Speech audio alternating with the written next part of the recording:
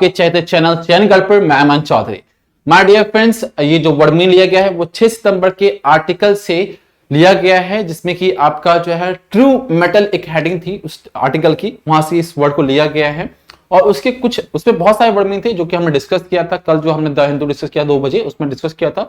साथ ही साथ में उसमें से मैं 11 वर्ड मीनिंग मैंने ऐसे लिए हैं जो कि बहुत इंपॉर्टेंट है, जिसे कि आप लोग को पता होना चाहिए। और कई बार हमें इसे यूज करते समय हम लोग गलत इसका यूज कर देते हैं, क्योंकि इसका मतलब क्या होता है, सिनोनिम भी इसके काफी सारे हैं, तो हम लोग इसको राइट वे में यूज नहीं कर पाते। चलिए इस वर्ड को देख लेते हैं। पहला वर्ड है आपका मेटल। वो एक होता है मेटल, ये है मेटल। मेटल में क्या है, इसका मतलब क्या होता है, व्हाट वी कॉल मेटल। ठीक है, मेटल मेटल क्या है, एक नाउन है, ठीक है, जिसका मतलब है स्पिरिट, यानी कि अंदर की चाह।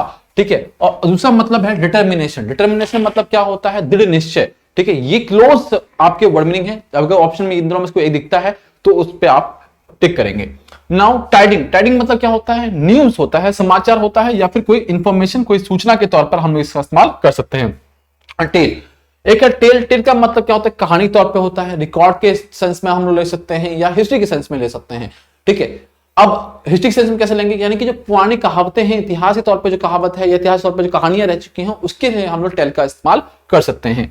ना आउटिंग। आउटिंग का मतलब जानते हैं कि भाई चलो भाई लेट्स गो फॉर आउटिंग, कई बार आपने सुना होगा।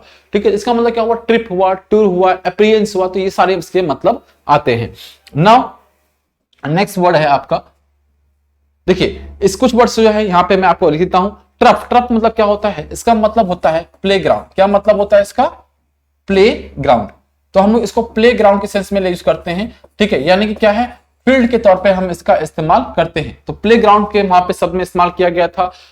कॉप अप, जो दूसरा वर्ड दिया हुआ है कॉप विद। ठीक है, कॉप विद का मतलब क्या होता है, किसी साथ में डील करना। तो क्या मतलब होगा इसका, डील विद। ठीक है, और ध्यान रखिएगा हमेशा इसके साथ में हमेशा विद का प्रीपोजिशन यूज किया जाता है। और नेक्स्ट है आपका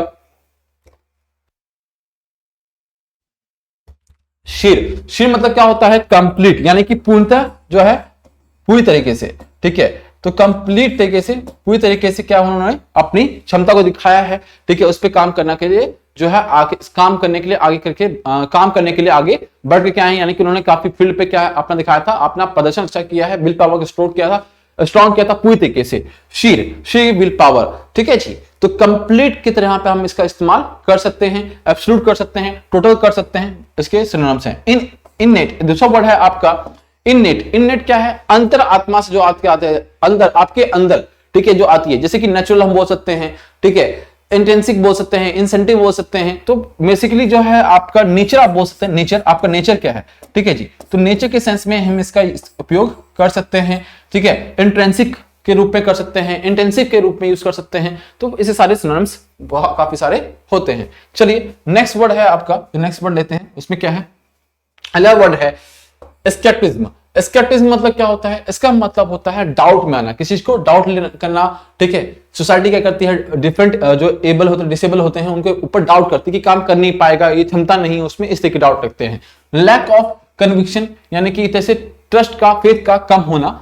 कंटीजेंट। कंटीजेंट मतलब क्या होता है, एक तरह से गठन के तौर पर, यूनिट के तौर पर। और आउटपुट के, आउटपुट का मतलब हमने जाना भी था कल के वर्ड मीनिंग में, जिसका मतलब होता है संगठन।